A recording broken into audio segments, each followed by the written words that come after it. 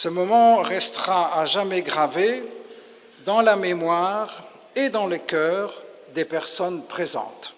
En informant les députés de l'abdication du souverain, le Premier ministre a aussi entrouvert les premiers débats sur la succession. Si en Flandre, on parle beaucoup de ne plus donner au roi qu'un rôle protocolaire, côté francophone, on freine sur le sujet. Ce serait, je dirais, aller un peu à l'aventure que de vouloir effacer ce rôle de la fonction royale, un rôle qui par ailleurs est évidemment pleinement inscrit dans la Constitution.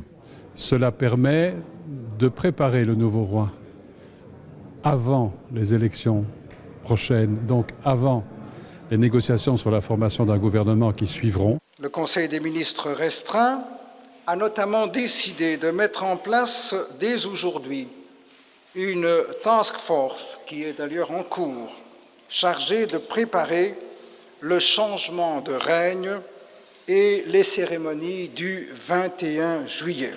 Moderniser la fonction royale pour les francophones, lui supprimer le pouvoir de signer les lois et de nommer les ministres en Flandre, les divergences sont telles qu'un accord d'ici au 21 juillet semble utopique. Ce qui est important maintenant, c'est que nous, les politiques, les élus de cette nation puissent maintenant donner un cadre politique concret pour le règne suivant et un règne qui doit se faire de façon moderne, de façon démocratique, puisqu'on est dans une démocratie avant d'être dans une royauté. Il reste à construire l'avenir et c'est vrai que nous avons toute une série d'échéances.